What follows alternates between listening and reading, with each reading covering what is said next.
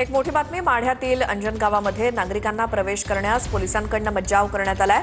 बाहेरच्या नागरिकांना गावात प्रवेश देणार नसल्याची भूमिका पोलिसांनी मांडली आहे। दोन्ही बाजूंना पोलिसांनी बॅरिकेडिंग करून प्रवेश रोखलेला आहे। माढ्याच्या अंजन गावामध्ये नागरिकांना प्रवेश करण्यास बंदी करण्यात आली आहे। आमचे प्रतिनिधी सागर सुरवसे तिथून आपल्या सोबत आहेत। सागर, एकतर लक्ष्मण हाके ठिय्या मांडून बसलेले आहेत आणि आणखी तिथे नागरिक पोहोचू नयेत यासाठी पोलिसांनी घेतलेली ही भूमिका, काय परिस्थिती तिकडची आत्ताची?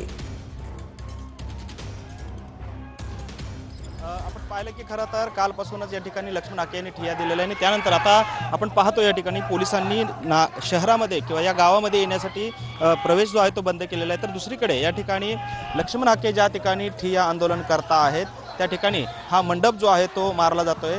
हा मंडप ज्या रस्त्यावरती लक्ष्मण हाके यांनी ठिय्या दिलेला त्या ठिकाणी मंडप मारू नये अशी भूमिका जी आहे ते दुसऱ्या गटाकडून घेण्यात आलेली आहे आणि त्यामुळेच मोठा तणाव जो आहे तो या ठिकाणी निर्माण झालेला आपल्याला पाहायला मिळतं। आपण पाहतो खरं एका उजव्या बाजूला या ठिकाणी मंडप मारण्याचं काम सुरू आहे त्या ठिकाणी, तर दुसरीकडे दुसरा गट जो आहे तो देखील या ठिकाणी आक्रमक झालेला आहे आणि मंडप मारू नये हे जे काही ठिय्या आंदोलन आहे ते बेकायदेशीर आहे अशी भूमिका जी आहे ती दुसऱ्या गटाची आहे आणि त्यामुळेच पोलीस आणि नागरिकांमध्ये देखील बाचाबाची जी आहे ती सुरू आहे आणि एकंदरीतच या दोन्ही ठिकाणी दोन्ही गट जे आहेत ते आता पुन्हा एकदा आमने सामने आल्याचं चित्र जे आहे ते आपल्याला पाहायला मिळतंय। त्यामुळे ज्या ठिकाणी रस्त्यावरती बेकायदेशीर ठिय्या आंदोलन सुरू आहे तिथे मंडप मारू नये अशी एका गटाची भूमिका जी आहे ती असल्याचं पाहायला मिळते आणि त्यामुळेच हे सर्व दुसऱ्या गटातले लोक जे आहेत ते आक्रमक झालेले पाहायला मिळतात। पोलीस प्रशासन या ठिकाणी सज्ज झालेलं आहे।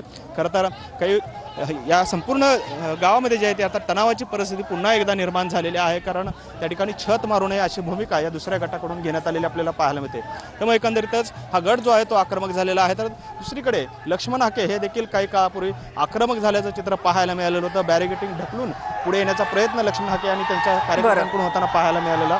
त्यामुळे एकंदरीतच दोन्ही बाजूने आता तणावाची परिस्थिती जी आहे ते गावामध्ये निर्माण झालेली आहे। पोलीस प्रशासन आता मोठा फौजफाटा तैनात करण्यात आला। आपण पाहतो या ठिकाणी बॅरिकेडिंग सोडून बाहेर या ठिकाणी येण्याचा प्रयत्न जो आहे तो काही तरुण देखील या ठिकाणी करताना आपल्याला पाहायला मिळत आहे। त्यामुळे एकंदरीतच तणावपूर्ण परिस्थिती जी आहे त्या गावामध्ये पुन्हा एकदा निर्माण झालेलं चित्र आपल्याला पाहायला मिळतंय आणि जो मंडप मारण्यात येतो तो मंडप काढावा अशी मागणी जी आहे ती या ठिकाणी या कार्यकर्त्यांकडून होता आपल्याला पाहायला मिळते।